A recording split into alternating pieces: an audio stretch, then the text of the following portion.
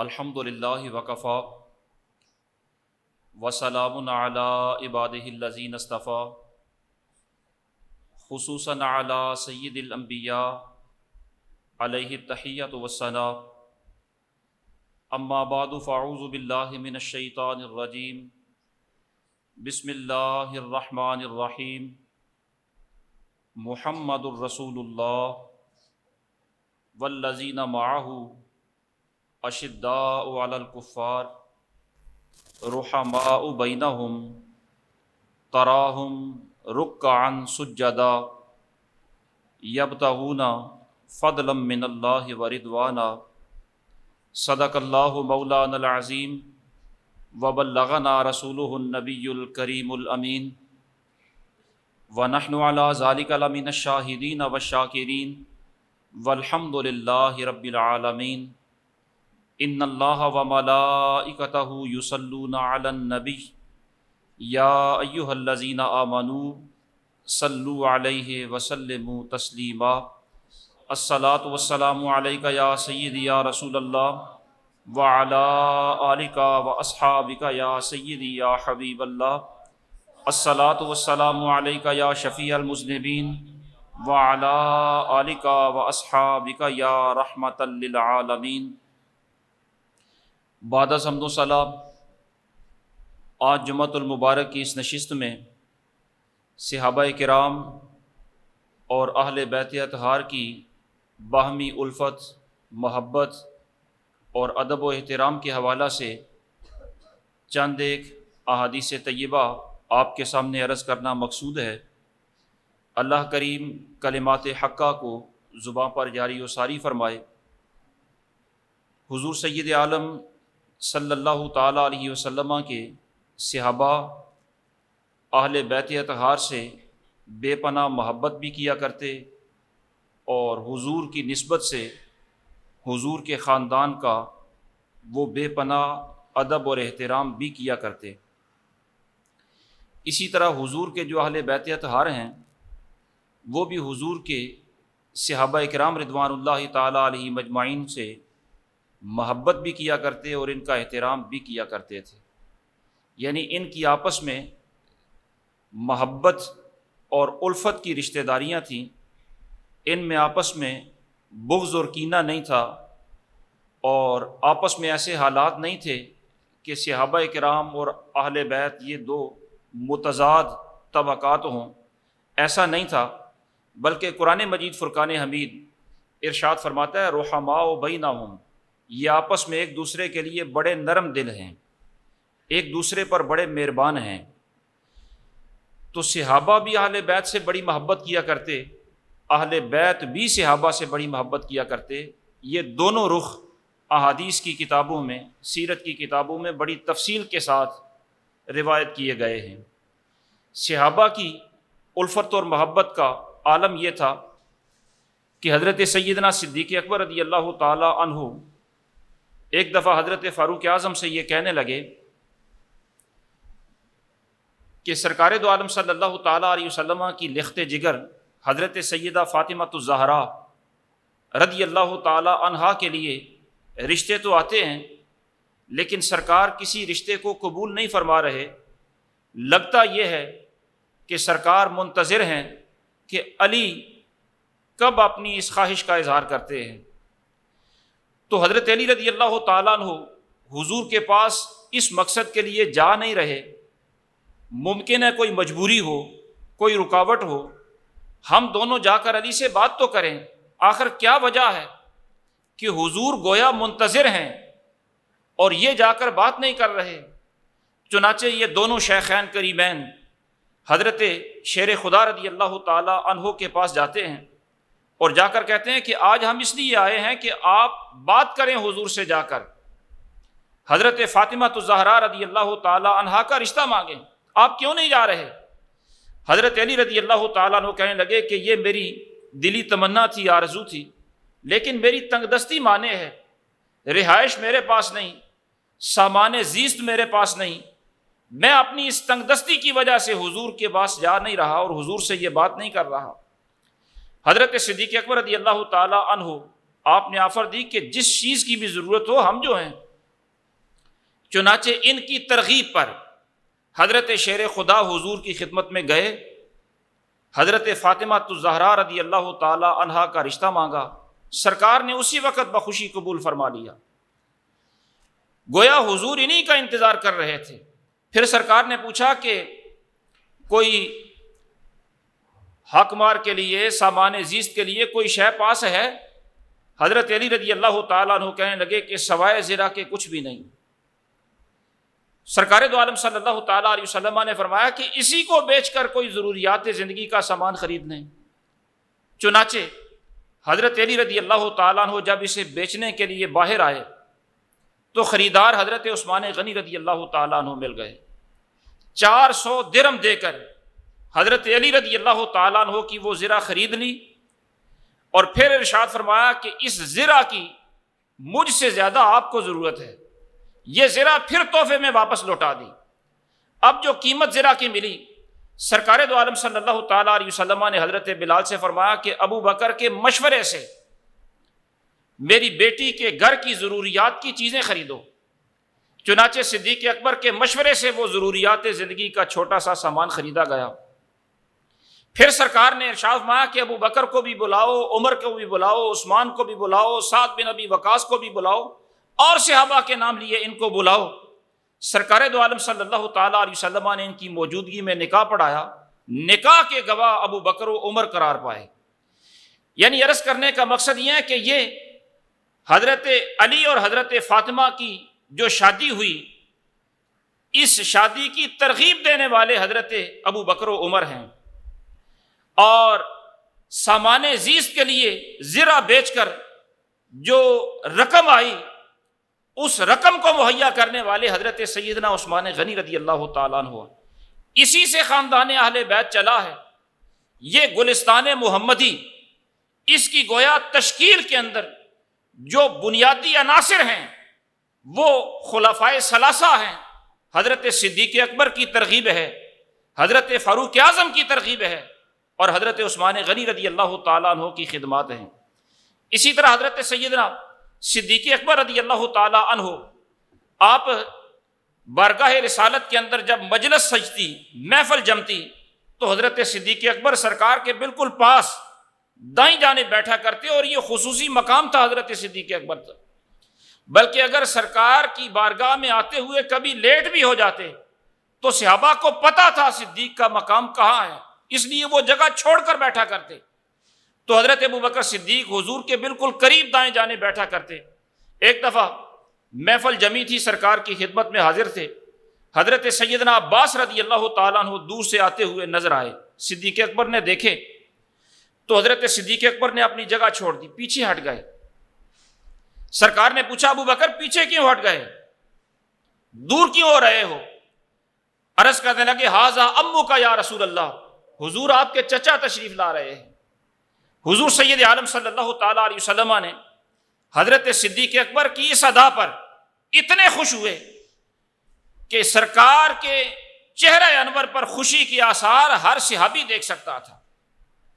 سرکار بہت خوش ہوئے، اور سرکار نے خوشی کے عالم میں ارشاد فرمایا کہ انما یعرف الفضل لأہل الفضل اہل الفضل، کہ فضیلت والوں کی فضیلت کو فضیلت والا ہی جانتا ہے، عظمت والوں کی عظمت کو صاحب عظمت ہی جانتا ہے۔ سرکار کے خاندان کا یہ ادب، سرکار کے خاندان کا، سرکار کے چچا کی نسبت کا یہ احترام کہ صدیق اکبر باوجود اس کے کہ صحابہ کرام میں سے سب سے افضلیت کے مالک ہیں، اس کے باوجود سرکار کی نسبت کا ادب یہ ہے کہ جب سرکار کے خاندان کا فرد آتے ہیں، سرکار کے چچا آتے ہیں، تو حضرت ابوبکر اپنی خصوصی نشست پر انہیں جگہ دیتے ہیں، اپنی جگہ چھوڑ دیتے ہیں۔ اسی طرح حضرت سیدنا صدیق اکبر رضی اللہ تعالیٰ عنہ، آپ ارشاد فرمایا کرتے تھے والذی نفسی بیدہ لقرابۃ رسول اللہ صلی اللہ تعالیٰ علیہ وسلم احب الی من ان اصل قرابتی، کہ قسم بخدا اپنے خاندان سے حسن سلوک کرنا تو سب کو اچھا لگتا ہے، لیکن سرکار کے خاندان سے حسن سلوک کرنا مجھے اپنے خاندان سے حسن سلوک کرنے سے زیادہ اچھا لگتا ہے۔ حضور کے خاندان کا کوئی فرد ہو، اس کے ساتھ میں مہربانی کروں، حسن سلوک کروں، صلہ رحمی کروں، اس کی خدمت کروں، اس کی ضروریات کو پورا کروں، یہ مجھے زیادہ پسند ہے اس بات سے کہ میں اپنے خاندان کی خدمت کروں۔ حضور کا خاندان مجھے زیادہ پیارا ہے۔ اسی طرح حضرت سیدنا صدیق اکبر رضی اللہ تعالیٰ عنہ ایک دفعہ حضرت علی شیر خدا رضی اللہ تعالیٰ عنہ کے ساتھ جا رہے تھے، رستے میں آپ نے دیکھا بچے کھیل رہے ہیں۔ حضرت سیدنا امام حسین رضی اللہ تعالیٰ عنہ بھی انہی بچوں کے اندر کھیل رہے تھے۔ جب ان کو دیکھا حضرت صدیق اکبر کو، اپنے والد حضرت شیر خدا رضی اللہ تعالیٰ عنہ کو دیکھا تو حضرت امام حسین رضی اللہ تعالیٰ عنہ دوڑ کے آ گئے۔ جب وہ دوڑ کے آئے تو حضرت صدیق اکبر نے اٹھایا، امام حسین کو اپنے کندھوں پر بٹھا لیا اور محبت سے ارشاد فرمانے لگے، بے ابی شبیہم بن نبی لیسا بے شبیہم بے علی، کہ میرے ماں باپ تم پر فدا ہوں، تم حضور سے کتنا ملتے ہو، تمہاری شکل بالکل حضور جیسی ہے، علی جیسی نہیں ہے، یعنی تمہیں دیکھتے ہیں تو حضور یاد آ جاتے ہیں۔ یہ امام حسین یعنی اہل بیت اطہار کے ساتھ حضرت سیدنا صدیق اکبر رضی اللہ تعالی عنہ کا محبت برا ایک تعلق تھا۔ اور پھر آپ لوگوں سے بھی یہ ارشاد فرمایا کرتے تھے کہ لوگوں، حضور کے خاندان کا خیال رکھنا، یہ حضور کی نسبت والے ہیں، اس نسبت کا لحاظ کرنا۔ جب حضرت سیدنا فاروق اعظم رضی اللہ تعالیٰ عنہ کو دیکھتے ہیں تو آپ بھی خاندان رسول کے ساتھ بڑی محبت اور بڑی عقیدت سے پیش آتے ہیں۔ حضرت فاروق اعظم رضی اللہ تعالیٰ عنہ ایک دفعہ بارگاہ رسالت میں حاضر ہوئے تو آپ نے دیکھا کہ سرکار نے اپنے دونوں کندھوں پر، ایک پر حضرت امام حسن کو بٹھایا ہوا ہے، ایک پر امام حسین کو بٹھایا ہوا ہے، سرکار پیار فرما رہے ہیں ان سے۔ جب حضرت فاروق اعظم نے یہ منظر دیکھا تو حضرت فاروق اعظم رضی اللہ تعالیٰ عنہ کہنے لگے، نعم الفرس، ان شہزادوں کی سواری کتنی اچھی ہے، سرکار سواری بنے ہوئے ہیں اور یہ دونوں سرکار کے کندھوں پر سوار ہیں۔ کہنے لگے کتنی بہترین سواری ان کو میسر ہے۔ سرکار فرمانے لگے، نعم الفارسان ہما، کہ اے عمر یہ بھی دیکھو یہ سوار بھی کتنے اچھے ہیں۔ حضور سید عالم صلی اللہ تعالیٰ علیہ وسلم کہ یہ صحابی حضرت سیدنا فاروق اعظم رضی اللہ تعالیٰ عنہ ایک دفعہ حضرت امام حسین سے اپنے دور خلافت میں ملے، ملاقات کافی دنوں کے بعد ہوئی تو حضرت فاروق اعظم نے امام حسین سے کہا، کافی دن ہو گئے ملاقات نہیں ہوئی۔ امام حسین رضی اللہ تعالیٰ عنہ کہنے لگے کہ حضور میں ملنے کے لیے حاضر ہوا تھا ایک دن، لیکن جب میں آپ کے کاشانہ اقدس میں پہنچا تو مجھے پتا چلا کہ آپ حضرت سیدنا امیر معاویہ رضی اللہ تعالیٰ عنہ کے ساتھ محو گفتگو ہیں۔ ظاہر ہے وہ شام سے آئے ہوئے تھے، گورنر تھے، سرکاری اور حکومتی نظام مملکت کے معاملات میں گفتگو ہو رہی تھی، اہم میٹنگ ہوگی، اور وہ میٹنگ اتنی اہم تھی کہ میں نے دیکھا کہ اس وقت آپ کے بیٹے عبداللہ ابن عمر بھی آپ سے ملنے کے لیے آئے تھے۔ انہوں نے اجازت مانگی تھی ملنے کی، لیکن آپ زیادہ اہم معاملات میں مصروف تھے، انہیں اجازت نہیں ملی۔ وہ جب واپس ہوئے تو پھر میں بھی انہیں دیکھ کر واپس آ گیا، میں نے تو اجازت مانگی بھی نہیں، واپس آ گیا، اور میں آیا تھا لیکن آپ مصروف تھے اس لیے ملاقات نہیں ہو سکی۔ آپ کے بیٹے کو واپس جاتے ہوئے دیکھا تو میں بھی واپس آ گیا۔ جب حضرت امام حسین نے یہ کہا تو حضرت سیدنا فاروق اعظم رضی اللہ تعالیٰ عنہ آپ ارشاد فرمانے لگے، انت احق بالاذن من ابن عمر، کہ اے امام حسین وہ میرا بیٹا تھا جس کو اجازت نہیں ملی، اگر آپ کا پتہ چلتا تو آپ کو اجازت لینے کی ضرورت نہ ہوتی، آپ زیادہ حقدار ہیں ابن عمر سے، وہ میرا بیٹا ہے، آپ رسول اللہ کے بیٹے ہیں۔ اور پھر حضرت امام حسین رضی اللہ تعالیٰ عنہ سے حضرت فاروق اعظم اپنے سر سے کپڑا اتار کر اپنے سر کی طرف اشارہ کرتے ہوئے ارشاد فرمانے لگے، انما انبت فی رؤوسنا ما ترا اللہ ثم انتم، کہ ہمیں یہ جو عزتوں کے تاج ملے ہیں یہ سب سے پہلے اللہ رب العالمین کی کرم نوازی ہے، اور اللہ رب العالمین کے بعد یہ تمہارے گھرانے کی خیرات ہے، یہ آپ کے خاندان کا دیا ہوا عطیہ ہے کہ اللہ رب العالمین نے آج عزتوں کے تاج عطا فرمائے ہیں۔ آج اگر عمر کا سر پوری دنیا پر اونچا ہے تو یہ تمہارے گھرانے کی عطا کردہ خیرات ہے، اس لیے آپ کو اجازت لینے کی ضرورت نہیں، آپ جب بھی تشریف لائیں بغیر اجازت کے تشریف لے آیا کریں۔ حضرت سیدنا فاروق اعظم رضی اللہ تعالیٰ عنہ، آپ خاندان نبوت کا اتنا ادب اور اتنا احترام کیا کرتے تھے کہ ایک دفعہ آپ کے زمانہ خلافت میں قحط پڑا۔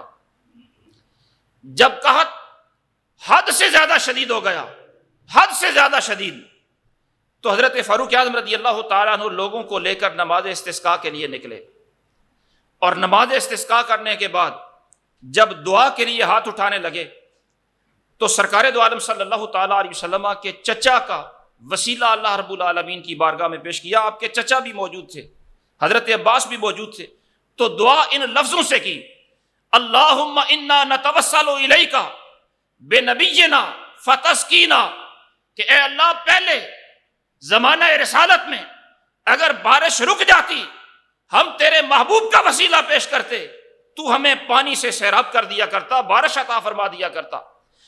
وَإِنَّا نَتَوَسَّلُ إِلَيْكَ بِأَمِّ نَبِيِّنَا، مالک کریم اب ہمارے اس گروہ کے اندر، دعا مانگنے والوں کے اندر ہمارے محبوب علیہ الصلوۃ والسلام کے چچا عباس موجود ہیں، ہم سرکار کے چچا کا وسیلہ تیری بارگاہ میں پیش کرتے ہیں، فسقنا، مالک کریم بارش عطا فرما دے۔ سرکار کے چچا کا وسیلہ پیش کر کے دعا مانگی ہی تھی، اللہ رب العالمین نے اسی وقت باران رحمت نازل فرما دیا۔ تو حضور سید عالم صلی اللہ تعالیٰ علیہ وسلم کے چچا کا یہ ادب، یہ احترام ظاہر ہے حضور کے خاندان کی نسبت کی وجہ سے ہے۔ اور آپ نے وہ بات، وہ حدیث پاک سنی ہوگی کہ حضرت فاروق اعظم رضی اللہ تعالیٰ عنہ ایک دفعہ جمعہ کے لیے اپنے گھر سے نکلے، گلی سے گزرتے ہوئے ایک پرنالے سے خون آلود پانی کے چھینٹے آپ کے کپڑوں میں پڑے، تو آپ نے یہ سوچا کہ یہ پرنالہ جس طرح میرے کپڑوں کو، لباس کو ناپاک کرتا ہے، باقی لوگوں کو بھی تکلیف دیتا ہوگا، پرنالہ اکھڑوا دیا۔ وہ مکان حضرت عباس کا تھا۔ حضرت عباس رضی اللہ تعالیٰ عنہ جب گھر میں آئے، پتہ چلا کہ میرے چھت کا پرنالہ عمر نے اکھڑوا دیا ہے۔ پوچھا کس لیے اکھڑوایا؟ اس لیے اکھڑوایا کہ اس پرنالے کی وجہ سے گلی سے گزرنے والے لوگوں کو تکلیف ہوتی ہوگی۔ حضرت عباس رضی اللہ تعالیٰ عنہ نے صرف اتنا کہا کہ عمر جانتے ہو یہ پرنالہ اس جگہ پر حضور سید عالم صلی اللہ تعالیٰ علیہ وسلم نے اپنے ہاتھوں سے لگایا تھا۔ بس عمر نے اتنا سننا تھا، فوراً گھٹنوں کے بل نیچے بیٹھے اور حضرت عباس کی منت کر کے کہنے لگے کہ میں یہ چاہتا ہوں کہ میرے کندھوں پر سوار ہو کر آپ یہ پرنالہ اسی جگہ پر دوبارہ لوٹا دیں، دوبارہ واپس لگا دیں۔ چنانچہ حضرت عباس رضی اللہ تعالیٰ عنہ نے حضرت امیر المومنین خلیفۃ المسلمین فاروق اعظم رضی اللہ تعالیٰ عنہ کے کندھوں پر کھڑے ہو کر دوبارہ وہ پرنالہ اپنی جگہ پر لگایا۔ حالانکہ پرنالہ تو ویسے بھی چھت پر جا کر لگایا ہی جا سکتا تھا، لیکن وہ سرکار کی ایک نسبت کا احترام۔ اور پھر حضرت فاروق اعظم رضی اللہ تعالیٰ عنہ نے جب مسجد نبوی کی توسیع کرنا چاہی تو 7 مکان حضرت عباس کا تھا۔ حضرت عباس سے اس خواہش کا اظہار کیا کہ آپ بھی مہربانی فرمائیں، مسجد نبوی کی توسیع کرنا چاہتے ہیں، مکان دے دیں، اس کے بدلے میں بڑا مکان آپ کو دے دیں گے۔ حضرت عباس رضی اللہ تعالیٰ عنہ فرمائیں لگے نہیں، یہ مکان میں نہیں دوں گا۔ چنانچہ حضرت عباس انکار فرما رہے ہیں اور حضرت فاروق اعظم رضی اللہ تعالیٰ عنہ مفاد عامہ کے پیش نظر اس بات پر اصرار فرما رہے ہیں کہ یہ مسجد نبوی کی توسیع کا معاملہ ہے، حضور کی مسجد کی توسیع ہے۔ چنانچہ اختلاف رائے میں حضرت فاروق اعظم نے آرڈر نہیں جاری کیا کہ میں امیر المومنین ہوں، میرا حکم ماننا آپ پر لازم اور واجب ہے، اور مسئلہ بھی یہ ہے کہ امیر کی اطاعت کرنا واجب ہوتا ہے۔ وہ اگر مباح کام کا حکم دے دے تو جسے وہ حکم دے اس کے لیے مباح نہیں رہتا، واجب ہو جاتا ہے، شریعت کا اس کے لیے یہ حکم ہو جاتا ہے۔ لیکن جب اختلاف رائے ہوا تو حضرت فاروق اعظم رضی اللہ تعالیٰ عنہ نے یہ نہیں کہا کہ میں امیر ہوں، آپ پر لازم ہے کہ میرا حکم مانیں، بلکہ اتفاق اس بات پر ہوا کہ کسی اور سے فیصلہ کروا لیتے ہیں۔ چنانچہ اور سے فیصلہ کروایا گیا اور انہوں نے کہا کہ یہ مکان اسی حال میں رہنے دیں۔ چنانچہ حضرت فاروق اعظم نے اپنی وہ مطالبہ واپس لے لیا کہ یہ اسی حال میں رہتا ہے تو رہنے دیں۔ حضرت عباس رضی اللہ تعالیٰ عنہ اب اپنی مرضی سے یہ کہنے لگے کہ میں اپنی مرضی سے اب یہ مکان حضور صلی اللہ تعالیٰ علیہ وسلم کی مسجد میں شامل کرتا ہوں۔ چنانچہ پھر ان کی مرضی سے وہ مکان مسجد نبوی میں شامل کیا گیا۔ عرض کرنے کا مقصد یہ ہے کہ یہ سرکار کی وہ نسبت تھی جس کا احترام کرتے ہوئے، آرڈر کے ساتھ نہیں، ان کی رضامندی کے ساتھ مکان کو مسجد نبوی میں شامل کیا گیا۔ پھر حضور سید عالم صلی اللہ تعالیٰ علیہ وسلم کے تیسرے خلیفہ حضرت سیدنا عثمان غنی رضی اللہ تعالیٰ عنہ، آپ کی اہل بیت کے ساتھ محبت کا یہ عالم ہے کہ جب بھی خاندان نبوت کو جس شے کی بھی ضرورت پڑتی، آپ کا مال ہر وقت حاضر رہا کرتا، اور سرکار ان کے ان خدمات کی بدولت ان پر اتنے خوش تھے کہ سرکار دو عالم صلی اللہ تعالیٰ علیہ وسلم رب سے دعا کرتے ہیں کہ اللہم انی قد رضیت ان عثمان فرد عنہ، کہ اے اللہ میں اپنے عثمان سے راضی ہوں، تو بھی میرے عثمان سے راضی ہو جا۔ میرے خاندان کی خدمت ہی وہ اتنی کرتا ہے کہ میں اس سے راضی ہوں، تو بھی اس سے راضی ہو جا۔ حضور سید عالم صلی اللہ تعالیٰ علیہ وسلم کے جتنے بھی صحابہ ہیں، حضرت سیدنا عبداللہ ابن مسعود رضی اللہ تعالیٰ عنہ، آپ ارشاد فرمایا کرتے تھے کہ حب آل محمد خیر من عبادت سنۃ، کہ حضور کے خاندان کی ایک دن کی محبت یہ سال بھر کی عبادت سے زیادہ فضیلت والی ہے۔ بندہ سال بھر عبادت کرتا رہے تو اس پر وہ اجر و ثواب نہیں ملتا جو ایک دن حب اہل بیت کی بدولت اللہ رب العالمین اجر عطا فرما دیتا ہے۔ حضور کے سارے صحابہ اہل بیت اطہار کے ساتھ دل کھول کر محبت کیا کرتے، حتیٰ کہ عام طور پر حضرت سیدنا امیر معاویہ رضی اللہ تعالیٰ عنہ، آپ کو اہل بیت اطہار کا ایک متضاد اور اپوزٹ سمجھا جاتا ہے، لیکن یہ لوگوں کی غلط فہمی ہے۔ حضرت امیر معاویہ رضی اللہ تعالیٰ عنہ اور حضرت علی رضی اللہ تعالیٰ عنہ کے درمیان اختلاف رائے ضرور تھا، جنگیں بھی ہوئیں، لیکن اس کے باوجود حضرت امیر معاویہ کی حضرت علی کے ساتھ جو عقیدت تھی، جو محبت تھی، اور جو ذاتی احترام اور تقدس کا رشتہ تھا، اس کے اندر کبھی کوئی کمی نہیں آئی۔ جب حضرت علی رضی اللہ تعالیٰ عنہ کا وصال با کمال ہوا تو حضرت امیر معاویہ رضی اللہ تعالیٰ عنہ کو خبر پہنچی، وہ زارو قطار رونے لگے۔ کسی نے پوچھا کہ آپ نے تو ان سے جنگ بھی کی، آپ ان کے وصال پر کیوں رو رہے ہیں؟ حضرت امیر معاویہ رضی اللہ تعالیٰ عنہ ارشاد فرمانے لگے، وہی حقا، تیرے لیے ہلاکت ہو، انما ابکی لما فقد الناس من حلمہ وعلمہ وفضلہ، کہ تیرے لیے ہلاکت ہو، تجھے پتہ نہیں کہ علی دنیا سے گیا ہے تو ساتھ کیا کیا لے کے گیا ہے۔ علم بھی علی کا گیا، حلم بھی گیا، فضیلت بھی گئی، تجھے کیا پتا علی کون ذات ہے؟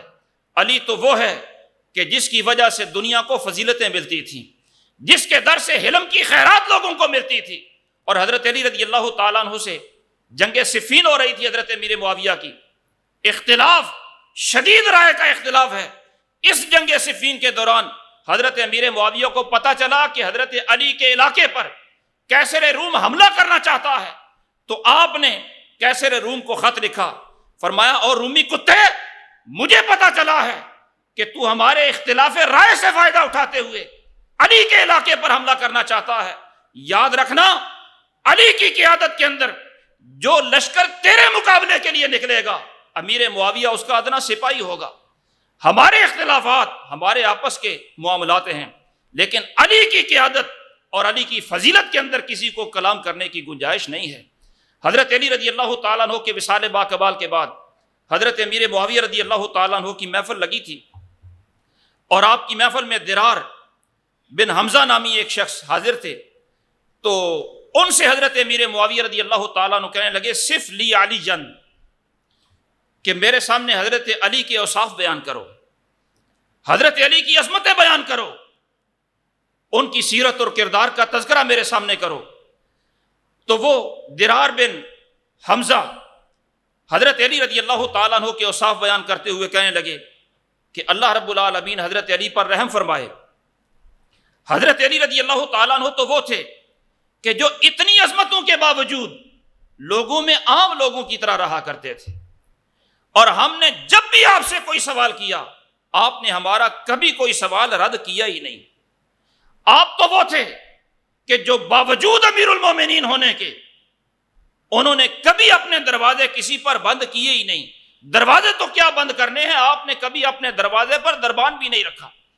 آپ کی عظمتوں کو کیا کہنا. آپ باوجود کہ ہر بندے کے ساتھ عاجزی کے ساتھ پیش آیا کرتے، لیکن اس کے باوجود اللہ نے ان کے وجود میں ہیبت اور وقار اتنا رکھا تھا کہ کسی کو بات کرنے کی جرت ہی نہیں ہوتی تھی. جب بات کرتے اور مسکراتے تو یوں محسوس ہوتا جیسے موتی جڑ رہے ہیں. ان کے دانتوں کی چمک موتیوں سے بھی زیادہ تھی. جب یہ اوصاف وہ بیان کر چکے تو حضرت امیر معاویہ رضی اللہ تعالیٰ عنہ کہنے لگے کہ زدنی، اور بھی حضرت علی کے اوصاف بیان کرو، اور بھی ان کا تذکرہ کرو.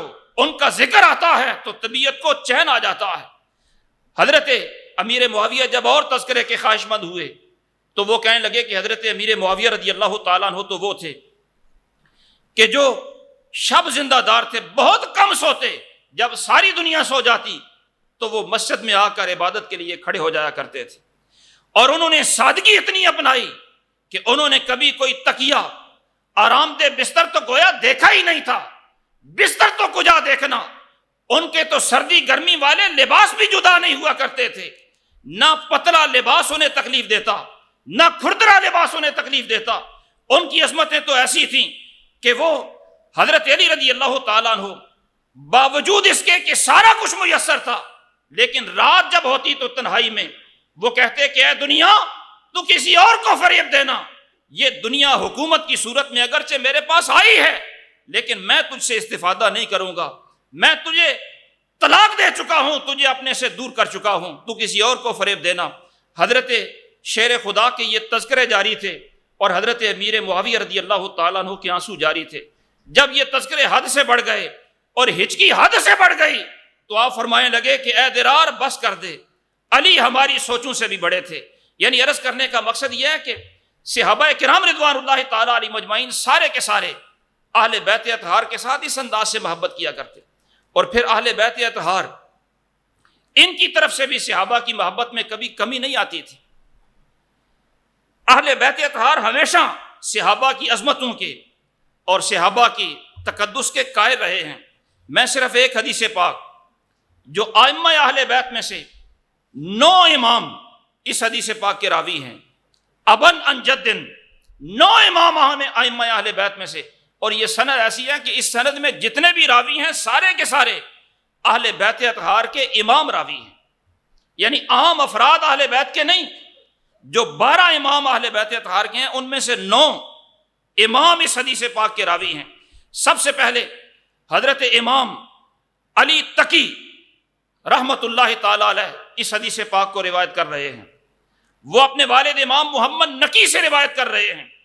وہ اپنے والد امام علی الرضا سے روایت کر رہے ہیں. وہ اپنے والد حضرت امام موسیٰ کاظم رضی اللہ تعالیٰ عنہ سے روایت کر رہے ہیں. اور وہ اپنے والد ماجد امام جعفر صادق رضی اللہ تعالیٰ عنہ سے روایت کر رہے ہیں. وہ حضرت امام باقر صادق رحمت اللہ رضی اللہ تعالیٰ عنہ سے روایت کر رہے ہیں. وہ اپنے والد حضرت امام زین العابدین سے روایت کر رہے ہیں. اور وہ اپنے والد حضرت امام حسین رضی اللہ تعالیٰ عنہ سے روایت کر رہے ہیں. حضرت امام حسین اپنے برادر اکبر امام حسن مجتبی رضی اللہ تعالیٰ عنہ سے روایت کر رہے ہیں. یہ 9 امام اہل بیت اطہار کے یہ روایت کر رہے ہیں. اور امام حسن سرکار سے یہ روایت کرتے ہیں کہ سرکار نے ارشاد فرمایا ان ابا بکر بمنزلۃ السمع منی، کہ ابو بکر کا میری بارگاہ میں مقام وہ ہے اور میرے ساتھ اس کا رشتہ وہ ہے جو سماعت کا بندے کے وجود کے ساتھ ہوتا ہے. یعنی جتنا رشتہ بندے کی سماعت کا بندے کے ساتھ ہوتا ہے، اتنا گہرا رشتہ ابو بکر کا میری ذات کے ساتھ ہے. اور فرمایا ان عمر منی من منزلۃ البصر، عمر کا میری بارگاہ میں مقام وہ ہے جو بندے کا نظر کا اپنا مقام ہوتا ہے. جتنا قرب بندے کا اپنی نگاہ کے ساتھ ہوتا ہے، اتنا قرب میرا عمر کے ساتھ ہے.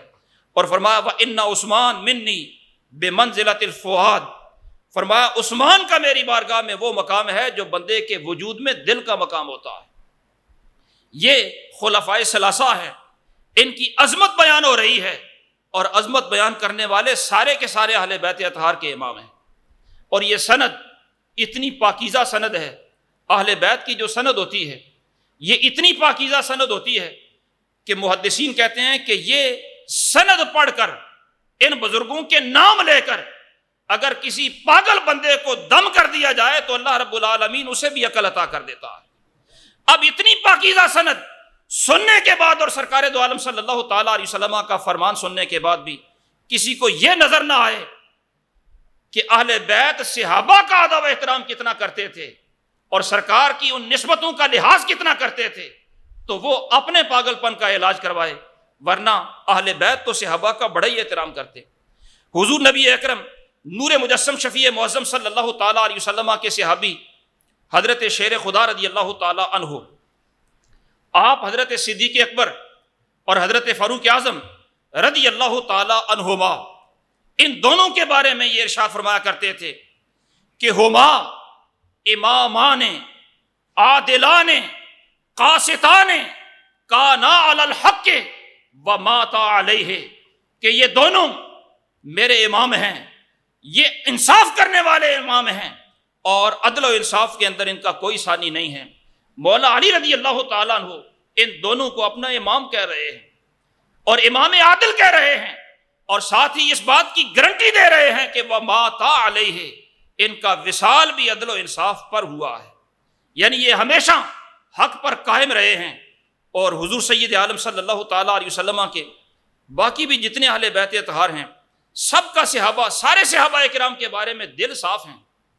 اسی طرح صحابہ کرام، ان کی بھی اہل بیت کے ساتھ محبت مثالی محبت ہے۔ آخر ہمیں جو اہل بیت کی محبت کا درس دیا یہ کس نے دیا ہے؟